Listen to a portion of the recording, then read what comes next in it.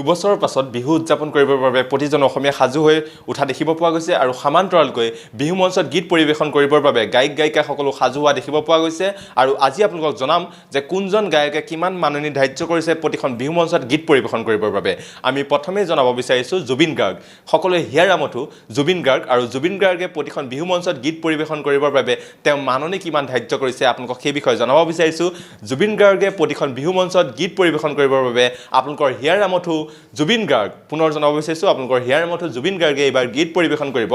8 লাখৰ পৰা 10 লাখ টকা প্ৰতিখন বিহু মঞ্চত এবাৰ গীত পৰিৱেশন কৰিবৰ বাবে জুবিন গাৰ্গে মাননি ধাৰ্য কৰিছে 8ৰ পৰা 10 লাখ টকা আৰু ইয়াৰ সমান্তৰালকৈ পাপন অংগৰাগ পাপন মহন্ত অসমৰ যি বুলি কয় অসমৰ বাবে এক গৌৰৱ আমাৰ অসমৰ বাবে গৌৰৱ পাপন মহন্ত আৰু পাপন মহন্ত এইবাৰ বলিউডত যি খলকনি সৃষ্টি কৰি আছে তেওঁ অসমত এইবাৰ গীত পৰিৱেশন কৰিবৰ বাবে তেওঁ মাননি ধাৰ্য কৰিছে 8ৰ পৰা 10 লাখ টকা আমি পুনৰ জনাব বিচাৰিছো পাপন মহন্ত পাপন অংগৰাগ মহন্ত তেওঁ 8ৰ পৰা 10 লাখ টকা তেওঁ এইবাৰ মাননি ধাৰ্য কৰিছে আৰু নীল আকাশ আমাৰ সকলোৰে জনপ্ৰিয় কণ্ঠশিল্পী নীল আকাশ মাননি ধাৰ্য কৰিছে 4,50,000 টকা আমি পুনৰ জনাব বিচাৰিছো নীল আকাশে মাননি ধাৰ্য কৰিছে 4,50,000 টকা আমি ইয়াৰ সমান্তৰালকৈ জনাব বিচাৰি আছো আশ্চৰ্য বৰপাত্ৰ যি এগৰাকী জনপ্ৰিয় কণ্ঠশিল্পী আৰু আশ্চৰ্য বৰপাত্ৰ বহুতো হিট গান দি অসমৰ মানুহৰ মাজত মন জয় কৰিবলৈ সক্ষম হোৱা আশ্চৰ্য বৰপাত্ৰ এবাৰ মাননি ধাৰ্য কৰিছে 3,50,000 পৰা গুৱাহাটীত তেওঁ 3,50,000 টকা আৰু গুৱাহাটীৰ বাহিৰত তেওঁ 4 লাখৰ পৰা 4,50,000 অধিক টকা মাননি ধাৰ্য কৰিছে এবাৰ কুসুম কৈলাশ আমাৰ সকলোৱে জনপ্ৰিয় এগৰাকী কণ্ঠশিল্পী কুসুম কৈলাশ আৰু কুসুম কৈলাশে 3 লাখৰ পৰা 4 লাখ টকা তেওঁ মাননি ধাৰ্য কৰিছে আৰু বিপিং চাওডাং যেহেতু বিহু মঞ্চ বুলি ক'লে বিপিং চাওডাঙৰ নামটো নলোৱাকৈ থাকিব নোৱাৰি আৰু বিপিং চাওডাঙে এইবাৰ বিহু মঞ্চত গীত পৰিৱেশন কৰিবৰ বাবে তেওঁ 2 লাখৰ পৰা 2,50,000 টকাৰ মাননি ধাৰ্য কৰিছে আৰু ভিগু কাশ্যপ সকলো ছোৱালীৰ বাবে কাৰ্ছ বুলি ক'ব পাৰোঁ ভিগু কাশ্যপে বৰ্তমান সময়ত 3,50,000 টকা গুৱাহাটী আৰু মধ্য অসমৰ বাবে তেওঁ মাননি ধাৰ্য কৰিছে পুনৰ জনাব বিচাৰিছো তেওঁ গুৱাহাটী আৰু মধ্য অসমৰ বাবে তেওঁ মাননি ধাৰ্য কৰিছে 3,50,000 টকা আৰু গুৱাহাটীৰ বাহিৰত আৰু অন্য স্থানত তেওঁ 4 লাখৰ পৰা 4,50,000 টকা মাননি তেওঁ ধাৰ্য কৰিছে জনপ্ৰিয় কণ্ঠশিল্পী মন্টুমণি 2 লাখৰ পৰা 2,50,000 টকা তেওঁ গুৱাহাটীত আৰু গুৱাহাটীৰ বাহিৰত তেওঁ 2,50,000 অধিক টকা তেওঁ মাননি ধাৰ্য কৰিছে শংকুৰাজ কোঁৱৰ বৰ্তমান সময়ত এগৰাকী জনপ্ৰিয় কণ্ঠশিল্পী শংকুৰাজ কোঁৱৰৰ মাননি 3 লাখ টকাৰো অধিক তেওঁ মাননি ধাৰ্য কৰিছে আৰু সান্নিধ্য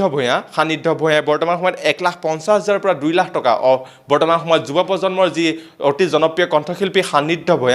ভূঞাই বৰ্তমান সময়ত বিহু মঞ্চত গীত পৰিৱেশন কৰিবৰ বাবে 1,50,000 পৰা 2 লাখ টকা তেওঁ মাননি ধাৰ্য কৰিছে ঠিক একেদৰে বৰ্তমান সময়ত ৰাকেশ জিয়ান অতি এগৰাকী জনপ্ৰিয় কণ্ঠশিল্পী আৰু ৰাকেশ জিয়ানে বৰ্তমান সময়ত মাননি ধাৰ্য কৰিছে 2,30,000 পৰা 3 লাখ টকা আমি পুনৰ জনাব বিচাৰিছো ৰাকেশ জিয়ানে বৰ্তমান সময়ত 2,30,000 পৰা 3 লাখ টকা তেওঁ মাননি ধাৰ্য কৰিছে আৰু সমান্তৰালকৈ প্ৰিয়ংকা ভৰালী যি বিহু মঞ্চত গীত পৰিৱেশন কৰাৰ লগতে নৃত্য পৰিৱেশন কৰিও সকলোৱে মন জয় কৰে আৰু সেই প্ৰিয়ংকা ভৰালী বৰ্তমান সময়ত জনপ্ৰিয় এগৰাকী কণ্ঠশিল্পীগৰাকীয়ে এইবাৰ বিহু মঞ্চত গীত পৰিৱেশন কৰিবৰ বাবে তেওঁ 2,50,000 টকা তেওঁ মাননি ধাৰ্য কৰিছে পুনৰ জনাব বিচাৰিছো আপোনালোক সকলোৱে বিহু মঞ্চত গীত পৰিৱেশন কৰি আপোনালোকক অতি মন আলোকিত কৰি তোলা জনপ্ৰিয় কণ্ঠশিল্পী প্ৰিয়ংকা ভৰালীয়ে 2,50,000 টকা তেওঁ মাননি ধাৰ্য কৰিছে আৰু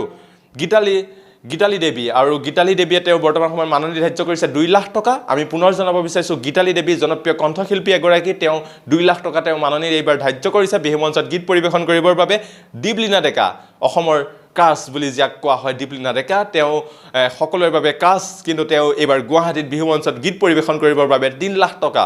আকৌ জনাব বিচাৰিছো দীপলীনা ডেকা অসমৰ কাৰ্ছ বুলি যি কোৱা যায় তেওঁ বৰ্তমান সময়ত গীত পৰিৱেশন কৰিবৰ বাবে গুৱাহাটীৰ তেওঁ 3 লাখ টকা মাননি ধাৰ্য কৰিছে আৰু গুৱাহাটীৰ বাহিৰত তেওঁ 3,50,000 টকা মাননি ধাৰ্য কৰিছে আমি পুনৰ জনাব বিচাৰিছো দীপলীনা ডেকা জনপ্ৰিয় কণ্ঠশিল্পী দীপলীনা ডেকা গুৱাহাটীত 3 লাখ টকা গুৱাহাটীৰ বাহিৰত তেওঁ 3,50,000 টকা মাননি ইতিমধ্যে ধাৰ্য কৰিছে